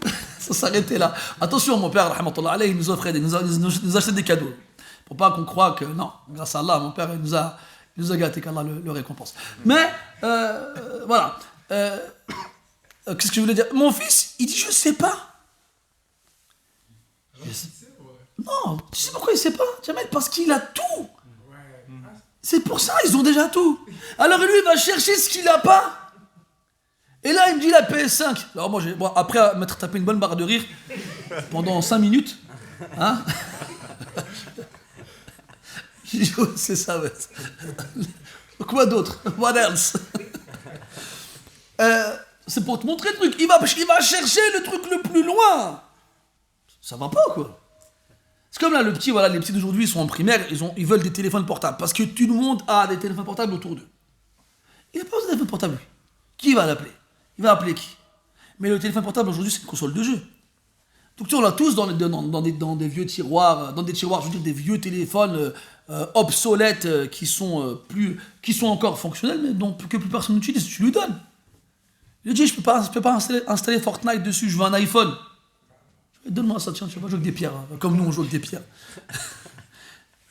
J'en suis sûr que certains frères ici, comme moi, ils ont joué avec des pierres. Au bled, quand il n'y avait rien à faire, que la journée durait 24 jours. Ah ouais, 24 jours, hein, c'était long. Et qu'on n'avait rien à faire parce qu'il n'y avait rien à faire, eh bien, on jouait aux osselets. Tu connais le jeu des osselets? Tu ramasses des pierres, tu fais un tas, tu t'en jettes une, t'en ramasses une et tu rattrapes l'autre. Et on jouait comme ça pendant des heures. À la fin, on remplaçait les cailloux par des cafards pour pimenter le jeu. À la kulihal, voilà. Et aujourd'hui, il te dit, tu lui donnes un téléphone, si tu fais un iPhone. C'est fou. Et on revient à Amr ibn Salama. Je sais pourquoi je raconte ça. Amr ibn Salama, radiyallahu anhu, le hadith, il montre qu'il était l'imam de son qawm. Ah ouais, parce qu'on lui a offert un qabi, c'était grave content, t'imagines toi. Ah, ça. Et est-ce que tu crois vraiment que l'imam Ahmed et tous les Hanabila depuis l'imam Ahmed, ils ne sont pas au courant que ce hadith ici, il est dans Sahihain. Il est dans le Bukhari et Muslim. L'imam Ahmed lui-même, il le rapporte dans le Musnad. Tu vois, pour ceux qui disent, ah, il y a un dalil. Tu vois, quand tu vas dire, toi, regarde, aujourd'hui, tu vas dire aux gens, chez les Hanabila, l'enfant qui n'est pas pubère ne peut pas diriger la prière de celui qui est pubère lorsque cette dernière est obligatoire. On va dire n'importe quoi, les madhahib disent n'importe quoi. Il y a un dalil, il est rapporté par le Bukhari et Muslim. Bah oui, c'est vrai que Abou Jean-Jacques, il a fallu attendre Abou Jean-Jacques du 21e siècle. Quand je dis Jean-Jacques, je parle d'un français, hein, je parle du français dans sa nationalité, dans son ensemble, hein, que ce soit un africain, un arabe, ce que tu veux. Hein. Bref, et, il a fallu attendre que Abou Jean-Jacques, qui vient du 21e siècle, pour faire comprendre à tous ces imams depuis des siècles et des siècles que ce hadith il existe. En plus, il est dans Sahihain en plus. C'est fou quand même, Allah. Et en fait, il faut savoir une chose. C'est que des fois, le hadith, il peut être sahih. Son sanad, il est naqi. Il est propre. Musalsal bithiqat. Il n'y a que des rapporteurs fiables dedans. Et pourtant, les ulama ne les prenaient pas en compte. Ils ont des ajwiba, des réponses concernant cela. C'est comme quand ils ont dit à l'imam Malik, comment tu peux ne pas appliquer le hadith de Al-Bay'an bil-Khiyar, du vendeur et de l'acheteur, ils ont le choix de rétracter tant qu'ils ne se quittent pas, alors que tu le cites dans Al-Muwatta, tu le rapportes. Il a dit Hatta la yaqula jahilun mithluk Malikun la ya'rifu al-hadith. Pour ne pas qu'un ignorant comme toi, ils disent que Malik ne connaît pas le hadith. Eh bien, c'est pareil là. Et en fait, ils ont des façons de répondre au hadith. Parmi les façons de répondre au hadith en question ici, l'imam Ahmed rahmatullah alayhi disait هذا الحديث comment il est laysa bi shay, ce n'est rien, parce qu'en fait c'est une anecdote. Ici c'est quoi le hadith? C'est l'anecdote de Amr ibn Salama le concernant. C'est pas un hukm shar'i. C'est pas le Rasul, il a dit ça. En plus de ça, on a dit c'était des bédouins dans le Badia, dans la campagne. Fi awwal islamihim, dans le début de leur islam. Pour te dire, celui parmi eux qui connaissait le plus de Coran, c'était un enfant. Il a dit ça, c'était fi awwal l'islam, c'était au début de l'islam. Et yaghlibu ala dhann, il est probable et possible que ce n'est pas une anecdote qui est arrivée aux oreilles du prophète sallallahu alayhi wa sallam. Comme eux aussi ignoraient le hukm, le jugement qui invalidait la prière de celui qui prie derrière un enfant qui n'est pas pubère. Donc des ajwiba, des réponses en veux-tu, en voilà, c'est pas ça qui manque. Et donc on ne peut pas l'appliquer ce hadith, on ne peut pas le prendre comme texte duquel on déduira une condition qui rendra la prière valide. Parce que là, attention, on On ne parle pas de n'importe quoi. On parle de la validité de la prière. Comment faire? Imagine-toi, tu mets un enfant et pas pubère dans une mosquée devant des centaines de personnes. Si on part du principe où les pas bonnes leur prière, eh ben, tu invalides la prière de toutes ces personnes-là. Donc c'est pas une chose à prendre à la légère. Et c'est pour ça qu'il faut faire très attention au texte. Et ça, je vous le dis, je vous le répète, que vous lisiez des hadiths, c'est une bonne chose, mais prenez garde à faire vos propres déductions. Ah, j'ai lu un hadith, je vais l'appliquer. Ça marche pas comme ça, le fiqh. Ça marche pas comme ça. Le fiqh, c'est que tu prends le hadith, tu appliques dessus les qawa'id, les règles, tu le compares à d'autres hadiths, et tu vois comment les sahaba les ont appliqués, et tu regardes les rapporteurs, il y a tout un travail à faire qui est colossal. Quand tu vois le nombre de hadiths qui existent, tu dis, wow, comment ils ont fait en fait. Et tu comprends pourquoi un madhab il se construit avec le temps. Il se construit avec le temps. Al-Sha'bi, il disait à Ibrahim al-Nakha'i, en sachant que Al-Sha'bi, rahmatullah alayhi, il a vu des compagnons, pas Ibrahim al-Nakha'i. Il lui a dit, Ana afqahu minka hayyan wa anta afqahu minni mayyitan. Je lui ai dit, je suis plus savant que toi vivant, et tu seras plus savant que moi mort. Et lui, je dis, comment ça? Il me dit, parce que toi, tu as des élèves qui s'occuperont de ta science. Moi, j'en ai pas. Et fi'lan, la science de Al-Sha'bi, elle a beaucoup moins été conservée que celle de Ibrahim al-Nakha'i. Parce qu'il avait beaucoup plus d'élèves qui ont eu plus d'attention à sa science que celle de Al-Sha'bi. Al-Shafi'i, il disait, rahimahullah, Al-Layth, يعني Layth ibn Sa'd al-Misri, أفقه من مالك ولكن الحظوة لمالك. Il a dit Al-Layth, il est plus savant que Malik. Malik ibn Anas, t'imagines? En plus, c'est une shahada tu'tibar, c'est un témoignage à prendre en compte. Parce que Shafi'i, il a adraka Malika. Il était avec Malik, il est resté des années avec lui. Et il te dit Afqah. Mais Al-Hadwa, l'attention et la célébrité, elle a été accordée à Malik, et il a eu des ashab. Il y a eu beaucoup d'élèves qui ont conservé sa science et qui l'ont transmise, contrairement à Layth ibn Sa'd. Ça, on l'avait dit dans le Matral, on avait dit que les 4 écoles, c'est le condensé du khilaf des sahaba et des tabi'in. D'accord? Mais avant ces 4 écoles-là qui ont été finalisées et certifiées par justement les générations qui sont venues ensuite, eh bien, il y avait beaucoup plus que 4 écoles. Beaucoup plus. Parce qu'il y avait beaucoup plus de mujtahid mutlaq avant. À l'époque de Malik, il n'y avait pas que Malik. Parce que si on disait que ça s'est arrêté au premier mujtahid mutlaq, Abu Hanifa, ça aurait été fini. C'est le premier des 4. Mais non. Il y a eu Abu Hanifa, il y a eu Malik, il y a eu Shafi'i, il y a eu Ahmed. Et avant Abu Hanifa, il y en a eu. Et avant Malik, il y en a eu. Et ainsi de suite. Al-Muhim. Et eux, c'est par eux que tous les textes sont passés. C'est par eux. Et ce sont eux qui ont regroupé les divergences des imams.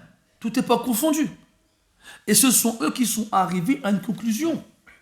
Donc croire que toi, en ouvrant un livre et en tombant sur un hadith, ça suffit pour rejeter des avis dans des écoles reconnues et officielles depuis des siècles, c'est de la folie. C'est de la folie. Quand toi, tu ne sais pas lire l'arabe sans les harakat, et eux, ils connaissent le Coran dans toutes les qira'at, et les ahadith dans toutes les riwayat. Et ils connaissent tous les khilaf et tous les ijma'at. C'est fou quand même de croire une chose pareille. Akhi, il y a un dalil. Ah, moi, je suis un imam à ce moment-là, je suis un amir, je lui enlève les dents, celui-là qui dit ça. Ah ouais, je lui enlève les dents. Comme Omar il a proposé au prophète d'enlever les dents de Suhayl ibn Amr. Oui, là. Au moins, il dira plus pareil. Quand il parlera, il va faire moi sa bouche. Voilà, c'est mieux. Et les gens aujourd'hui, qu'est-ce qui les a poussés à parler? C'est l'absence d'autorité. Comme plus personne ne représente l'autorité aujourd'hui chez les musulmans, notamment ici, tout le monde parle. Et avant, il y avait quelques rares audacieux qui osaient le faire dans les mosquées. Bon, ils se sont fait lapider par les gens des mosquées. Et maintenant, il y a Internet. Et tu peux parler comme tu veux, de ce que tu veux, comme tu veux, dans ce que tu veux. Ma mère, hier, j'étais la voir. Elle me dit, elle me demande, le verset où Allah il dit Yukhriju al-hayya min al-mayyit wa yukhriju al-mayyita min al-hayy, c'est quoi? Je lui ai expliqué plusieurs aqwal, voilà, ici, ça. Elle me dit, il y a une dame, elle a dit c'était l'œuf. Elle a dit, il fait sortir le vivant du mort et le mort du vivant. Elle a dit, ça c'est l'œuf. Et elle a déduit à partir de là qu'il était interdit de manger un œuf sans l'avoir lavé au préalable. C'est moi le fiqh. Wow. C'est fou, wallah. C'est fou.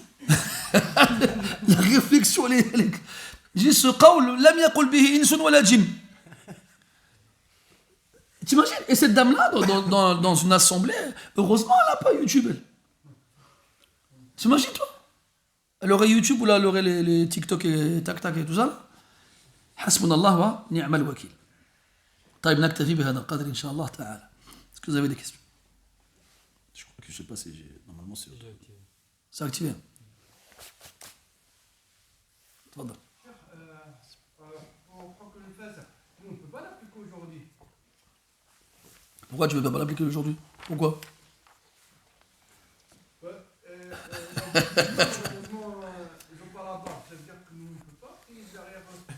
Attention, là, concernant le rasage de la barbe, attends, calme-toi. Le rasage de la barbe, déjà premièrement, chez les jumhur, c'est une saghira, c'est pas une kabira. C'est un petit péché, c'est pas un grand péché. Ensuite, même si c'est un qawl ghayr mu'tabar, il y a certains shafi'ites, je précise, certains shafi'ites, pas les mêmes shafi'ites, qui ont dit que le rasage était makruh. C'est le seul qu'on a trouvé dans tous les fuqaha qu'il a dit. Et bien entendu, c'est le seul auquel tout le monde s'est accroché. D'accord? Et bien entendu, on va faire la différence entre un qawl qui est wadih chez tout le monde, sans aucune différence, clair, et un qawl mushtabih, un avis qui est ambigu, yakhfa ala akthar an-nas, qui va être, comment dirais-je, caché à la plupart des gens. Ça, on le prend en compte dans les masaïl aqadiyya. Tu vois ce qu'on appelle le ma'loum min ad-din bid-darura, ce qui est connu obligatoirement dans le din. Dans l'aqida, dans la croyance, on constate que malheureusement, avec le temps, et fouchou le jahl, et la propagation de l'ignorance, on prend en compte ces choses-là. Ce qui a été ma'loum min ad-din bid-darura avant, n'est pas forcément aujourd'hui. ويدل على هذا حديث ثوبان في صحيح مسلم. Le hadith de Thawban radiyallahu anhu, quand il raconte comme quoi à la fin des temps, les gens ils auront plus rien et tout ce qu'ils connaîtront ce sera la ilaha illallah. Et les vieux l'apprendront aux jeunes. Et quand les jeunes leur demanderont ça veut dire quoi, ils diront on sait pas. Adrakna aba'ana yaqulunaha fanaquluha. On sait pas, on a entendu nos ancêtres le dire, alors nous le disons. Et là, c'est là un de ceux qui étaient présents, il dit est-ce que tunjihim, est-ce que le fait qu'ils disent la ilaha illallah les sauvera? Et là Thawban il refuse de répondre. Il lui repose la question une deuxième fois. Une troisième fois, et après il dit Tunjihim, na'am. Il dit oui, elle les sauvera. Comme quoi tu prends en compte les choses avec l'évolution du temps. Ça c'est dans la aqida. T'imagines toi? Encore plus dans les ramifications. Et donc si, malheureusement, à cause de certains imams qui ont propagé cet avis-là jusqu'à ce que les gens ils l'ont avalé, assimilé cette qawl-là, et pour eux c'est devenu normal, tu ne peux pas considérer à ce moment-là, le prendre en compte de la même façon que du fisq, la ghubara alayhi wa la shakka fihi. Donc ce sera à prendre en compte. Wallahu ta'ala a'lam. Si tu prends ce cas-là comme exemple, bien sûr. Si on a un groupe de fasir, ils se reconnaissent tous dans leur fisq, qui va diriger la prière? Aqalluhum fisqa. Si on a un groupe, il n'y a que des foussaq. Qui dirigera la prière? Aqalluhum fisqa. Celui qui est le moins fasiq d'entre eux. Comme on l'a dit tout à l'heure, l'atqa, le plus pieux, quand tout le monde est égal. Après, il y en a, ils vont dire, mais ils sont foussaq tous, donc ils prient tout seuls. Ils ne prient pas les uns derrière les autres. Wallahu a'lam. Parce que pourquoi, en fait? Là, on a un ta'arud, en fait. Le premier ta'arud, c'est quoi la première chose? C'est l'obligation de prier en groupe, chez le Hanabila. Et là, le deuxième, c'est quoi? C'est l'interdiction de prier derrière un fasiq. Ça? Comment tu fais? Généralement, dans ce genre de cas-là, il y a une qaïda. C'est yughallab janib al-hadar. Yani, on a une obligation et une interdiction qui se comment on peut dire ça? Non, je voulais dire qui se rentrent dedans. Non, pas s'emboîter. Ils sont dedans, mais ils ne veulent pas se rentrer dedans. Centre-choc, c'est le mot que je cherchais. Parce que je voulais qu'il y ait le sens de boom dedans, tu vois. Centre-choc, c'est ça. Qu'est-ce que tu fais? Eh bien, tu vas donner la supériorité à l'interdiction. À l'interdiction. Donc ça, c'est pour ça que justement la qaïda, est-ce qu'on applique ou pas, c'est pour ça qu'on aura des avis différents là, sur la question. Là, ils vont dire oui, parce qu'il faut prier ensemble. Ils vont dire non, parce que c'est un fasiq. Donc, à ce moment-là, en appliquant la qaïda, ils prient chacun tout seul. Wallahu ta'ala a'lam. Oui, Mourad. Sur le fait de diriger la prière, qu'est-ce qui prévaut, l'apprentissage du Coran ou l'apprentissage des règles de la prière? Tu parles en termes d'apprentissage? Ouais. Bah écoute. J'ai même mis en récitation, lecture, etc. Quelqu'un qui va mieux connaître le Coran, mieux savoir le lire, par rapport à quelqu'un qui connaît moins le Coran, mais qui connaît plus les règles de la prière. On a dit ça, Mourad, au début du dars. Ouais, je suis désolé. T'étais pas là ou t'étais pas là physique? On a dit que, je viens de comprendre ta question. Si j'ai une personne qui connaît les règles de la lecture et une autre personne qui ne les maîtrise pas comme le premier, mais qui connaît les règles de la prière, c'est l'autre, la lecture qui prime sur les règles de la prière. D'accord? Et si ils ont chacun les deux, alors ce sera les règles de la prière qui primeront. Donc, mais le premier, le muqaddam, c'est sur la lecture, les règles de la récitation de la lecture. Pas l'apprentissage de par cœur. Non, voilà, on ne parle pas de la mémorisation. On parle de la maîtrise de la récitation. D'accord? Donc l'aqra, c'est celui qui lit le mieux. Contrairement à l'ahfaz, celui qui connaît le plus. C'était ça ta question. D'accord. T'as une question, Jamel? Comme Allah il le dit si bien, dès que j'ai donné la science aux hommes, Mhm. il y a eu des divergences. Et voilà. Donc depuis la nuit des temps, les divergences, elles sont bel et bien là. D'accord. Voilà. Et donc les divergences qu'il y a entre les savants, on les connaît, il y en a énormément.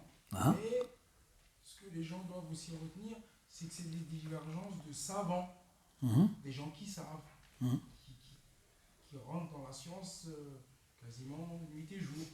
D'accord. Donc quand ces gens-là divergent de savants, c'est pas les mêmes divergences que nous. Mhm. Donc elles n'ont pas les mêmes darajat, elles n'ont pas les mêmes compréhensions de quand les deux imams, je sais pas qui, se parlent entre eux. Ils se parlent entre eux. Où tu veux en venir? Oui, mais c'est-à-dire qu'en fait, ce que je veux en venir, c'est qu'en fait, les divergences que nous vivons, nous, aujourd'hui, à notre niveau, Mhm. et dont on a peut-être du mal à maîtriser, ces gens-là les maîtrisaient, mais se comprenaient déjà entre eux. Bien sûr. Voilà. Tu sais, je suis tombé sur une vidéo, vous allez me dire, il regarde beaucoup de vidéos lui, où tu vois une femme avec un chien, elle lui dit « Assis, tu sais, avec un ton ferme », et le chien s'assoit. Khadji, si vous voulez qu'ils vous écoutent, il faut être ferme avec eux. Et juste après, il y a un homme avec un chien, il lui dit « Assis, avec eux », et le chien s'assoit. Ouais. Après, il dit « C'est n'importe quoi ce qu'elle raconte ». Et tu vas pas demander à ton boulanger de te parler de mécanique, tu vois. Il dit en gros, tu vas demander aux spécialistes de te parler de leur spécialité. Et quel jour on est? Samedi, jeudi, j'étais invité chez des frères et ils ont passé 2 heures à débattre sur les heures de la prière, notamment la prière de l'Isha. Bon, il y avait un barbecue, moi j'étais occupé parce que la viande, j'arrivais pas à la couper. Et eux, 1 heure facile. Non, le 12e degré, le 15e degré, blablabla. Après, je leur ai dit, les frères, c'est pas à nous de parler de ces choses-là. C'est pas à nous. Ça, c'est des choses, elles sont traitées depuis longtemps dans les livres de fiqh. Avant, les musulmans, ils se prenaient pas la tête avant. Avant, ils allaient à la mosquée, et il n'y avait pas ces calculs, il n'y avait rien. C'était bien, Inch'Allah. Le mu'adhin, il faisait l'appel à la prière. Moi, je me souviens, quand j'ai été la première fois aux Émirats, c'était en 2004, je rencontre quelqu'un dans la rue. Je sais quelle heure l'Asr? Il me dit, je sais pas. Et il m'a choqué qu'il m'a dit, je sais pas. Je sais pas, c'est l'Asr. Il m'a dit, pourquoi tu le saches? Il y a l'adhan. Je fais, ah bah oui. Bah oui. Comme nous, on n'a pas l'adhan ici, donc forcément, on va devoir faire attention à nos montres, à l'heure et tout ça. Mais c'est pas besoin, il y a l'adhan partout, mon frère. Ils vont à la mosquée, il y a un imam, ils se prennent pas la tête. Ils se prennent pas la tête. Depuis toujours, les musulmans, c'était comme ça. Je dis, les frères, vos débats ne servent à rien. Vous n'allez pas régler un problème qui a été traité dans les livres depuis des siècles. On n'a pas à faire ces choses-là. C'est ça qui a donné naissance à des gens qui viennent dans les mosquées il y a des traits qui définissent les rangs, et notamment la direction de la Qibla. Le mec, il vient avec sa boussole et il prie comme ça. Lui, mérite pareil, tu lui casses les dents, lui. Tu vois, on n'a pas à faire ces choses-là. On n'a pas, ya ikhwani, c'est pas à nous de faire ces choses-là. Nous, on étudie et on reste humble et on reste à notre niveau. Et si on nous demande notre avis, tu dis, moi, j'ai pas d'avis, moi. Les savants, nous, on répète celui des savants. Maintenant, si les savants, comme tu as dit tout à l'heure, ils divergent entre eux, c'est pas nous qui allons régler leurs divergences. Et eux, ils se sont acceptés les uns les autres avec leur science, quand nous, on se rejette les uns les autres à cause de notre ignorance. C'est pour ça que normalement, regarde, on a vu plusieurs cas où on prend le fait que l'imam il est un autre madhab que nous, ne change rien en fait. On avait ça dans le qunut, vous vous souvenez? On avait dit que dans le fajr, il y a des imams qui font le qunut. Eh bien, on fait le qunut avec eux, même si nous, on ne voit pas le qunut. Si quelqu'un a un maliki, moi, on mange du chameau, du dromadaire, parce que c'est pas du chameau, c'est pareil. Lui, il ne voit pas que ça annule les ablutions. Moi, je vois que ça annule les ablutions. Eh ben, je prie derrière lui quand même. Et moi, je vais me battre avec les gens par rapport au 12e, 15e degré. Je leur ai dit, les frères, moi, je suis sorti, j'ai vu à l'horizon le shafaq disparaître. Et j'ai regardé l'heure, c'était l'heure du 12e degré. Je suis sorti avant le fajr, j'ai vu l'aube apparaître, j'ai regardé l'heure, c'était l'heure du 12e degré. Pourquoi tu me prends la tête? On a vu dans le fiqh qu'il y a deux types de personnes, le mujtahid et le muqallid. Celui qui connaît les moyens de déterminer l'heure de l'entrée de la prière, il n'a pas le droit d'écouter quelqu'un d'autre. Il n'a pas le droit. Il ne nous demande pas. Si je vais avec Ibrahim et Elias, on sort à l'extérieur et c'est la fin de la nuit. Et tous les trois, on est capable de distinguer l'entrée de l'heure. On regarde. Je fais Ibrahim, qu'est-ce que t'en penses là? Il est rentré ou pas? Il dit non. Et toi, Elias? Je suis pas sûr. Pour moi, il est rentré. Ben, je prie, eux, ils prient pas. Et tout va bien. Et tout va bien. Pareil pour la Qibla, c'est pareil. On est pareil, on est dans la forêt, c'est l'heure de la prière, et on connaît les moyens de déterminer la direction de la Qibla. Mais on n'est pas d'accord. Eh bien, chacun prie dans sa direction. T'imagines? Chacun y prie dans sa direction. Pourquoi moi je vais me battre avec celui qui fait 15, qui fait 20, qui fait 38, qui fait 23, 24? Non, je ne me bats pas avec lui, moi.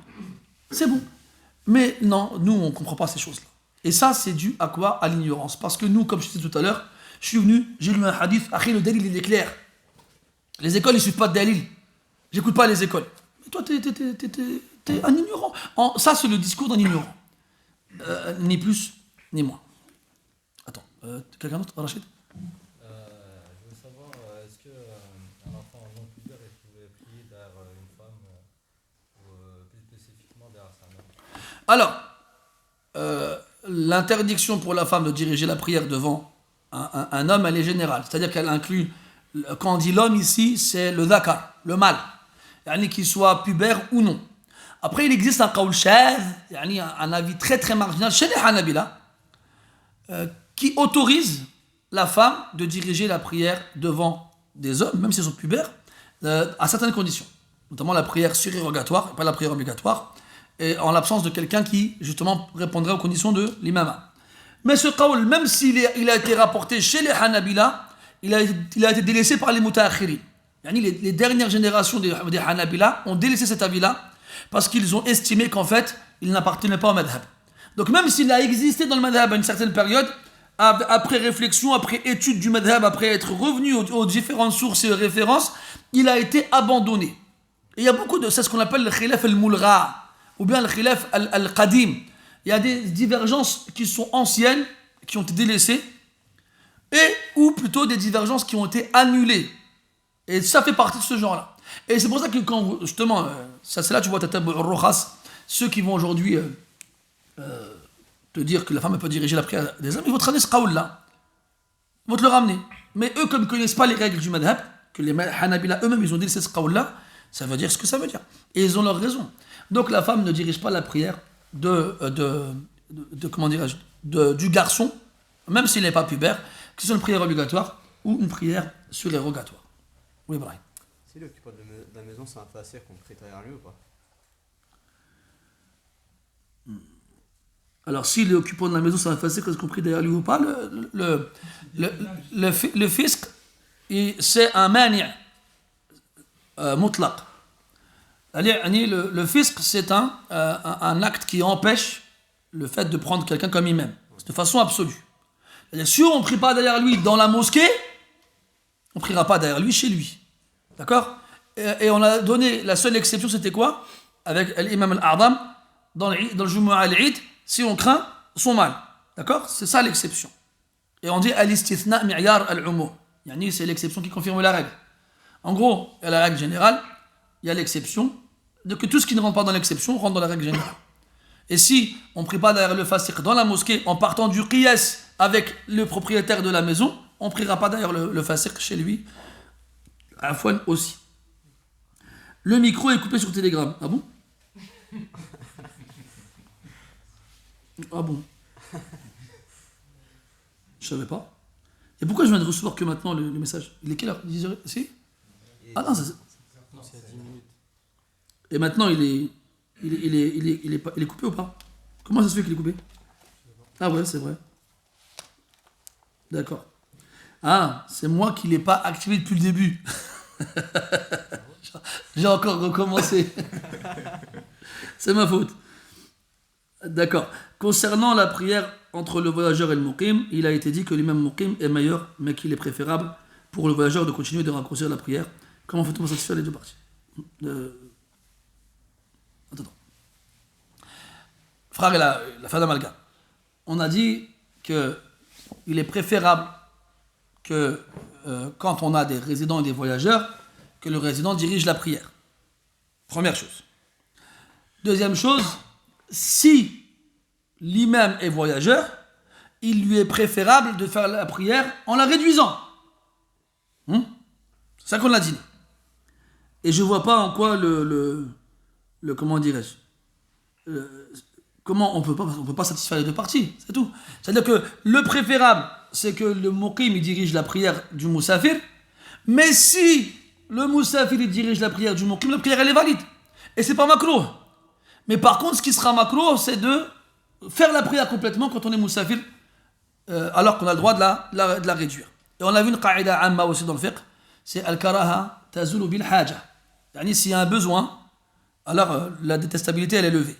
مثلا, si on prie derrière des gens qui ne connaissent pas ces règles-là, ça risque de les perturber, ça risque d'être un sabab de cafouiller dans la prière. Atmim salatak. Fais ta prière complètement, ce sera meilleur.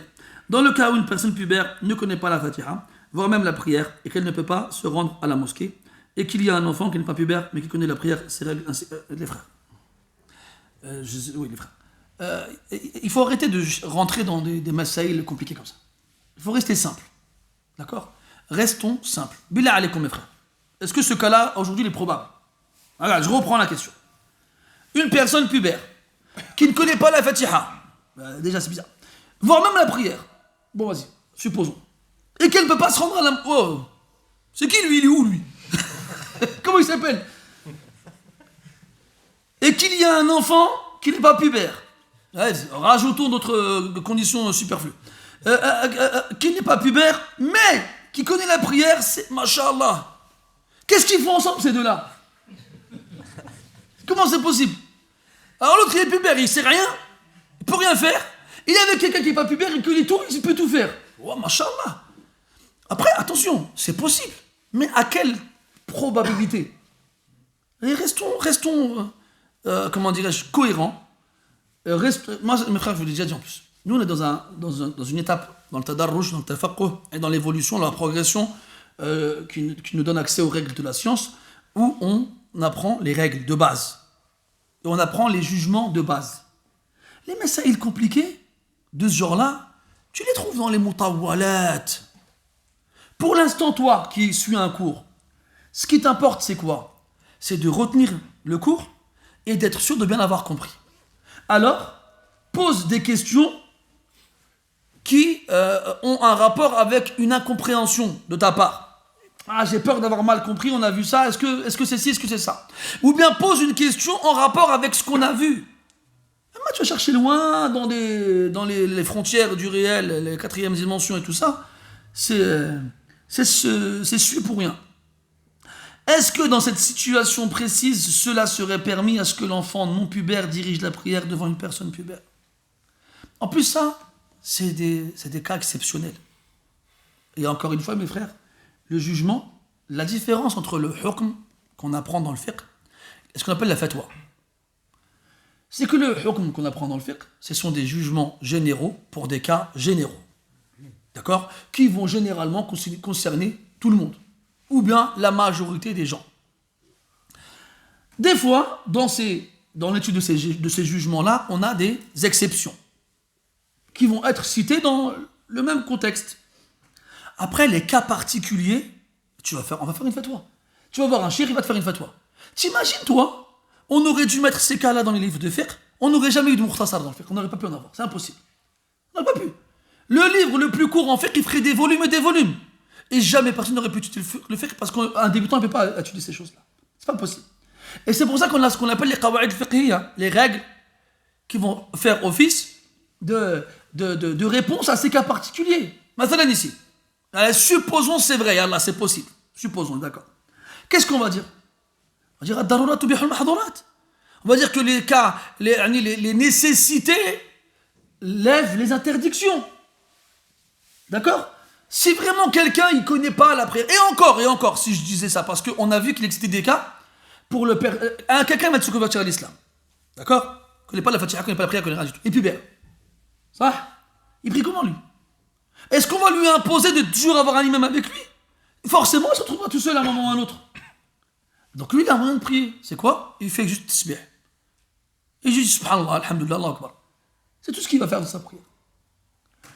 Donc il existe justement des réponses à ces cas-là. Et comme on l'a dit tout à l'heure avec la question de Rachid sur la femme, est-ce qu'elle va diriger la prière d'un enfant? On a dit non. Et bien là pareil. On a dit, on n'a pas donné d'exception à la règle. Une personne qui a prié une prière obligatoire, d'ailleurs un imam qui priait une prière surrogatoire, par ignorance, ou pensant que cela était permis, quel est le jugement de la prière et doit-il la rattraper s'il ne savait pas, sa prière est valide, Inch'Allah. Est-ce qu'un non-pubère peut diriger une prière comme le tarawih ou tahajjud? Oui, s'il ne peut pas diriger la prière obligatoire, il peut diriger la prière surrogatoire. Concernant le jeune garçon non-pubère avec sa mère, il peut-il diriger la prière obligatoire de sa mère? Non, un enfant qui n'est pas pubère ne dirige pas la prière obligatoire vers quelqu'un qui est pubère. Si le muqim et l'imam... Attends. Ah oui, parce que les frères ils sont marqués, vous avez un problème avec et. D'accord? C'est très facile. Si tu doutes, mets-le à l'imparfait. Ilyes et Ibrahim sont assis. Ilyes était Ibrahim, c'est pas possible. Donc tu sais que c'est et, conjonction de coordination. Mais où donc en écart? Si tu peux mettre était à la place de est, c'est est. D'accord? Par exemple, Ibrahim est mignon. Hein? Bon, ça, pour moi, il est mignon, même comme ça. C'est qui a dit c'est toi ou c'est moi? Je peux dire Ibrahim était mignon, donc c'est EST. Tu te rends compte, on doit expliquer ça aujourd'hui, parce que des fois, tu lis des questions, tu as les yeux presque, ils vont saigner. Donc si le muqim est l'imam, et que attention, la question du frère, il a bien, c'était avant, et que le voyageur prie derrière lui, il sera contraint de faire la prière entièrement. D'accord? Et alors? Encore une fois, une qaïda. Suivre l'imam, c'est obligatoire ou c'est sunnah, Ibrahim? C'est obligatoire. Réduire la prière, c'est obligatoire ou c'est sunnah, Marwan? C'est une permission, c'est sunnah. Tout à l'heure, on a dit si j'ai un entrechoc entre une obligation et une interdiction, qu'est-ce qui prime, Rachid? Non, l'interdiction. L'interdiction. Si j'ai une obligation et une recommandation qui s'entrechoquent, qu'est-ce qui prime? On dit l'obligation. Voilà les qawa'id, mes frères. Quand tu connais ces qawa'id, tu réponds tout seul à ces questions. On va aller voir les qawa'id, vous inquiétez pas, Inch'Allah. Vous inquiétez pas. Comme ça, vos questions bizarres, ce sera fini, Inch'Allah. Subhanak Allahumma wa bihamdika, ashhadu an la ilaha illa ant, nastaghfiruka wa natubu ilayk, wa sallallahu ala nabiyyina Muhammadin wa ala alihi wa ashabihi ajma'in. Walhamdulillahi rabbil alamin wa barakallahu fik.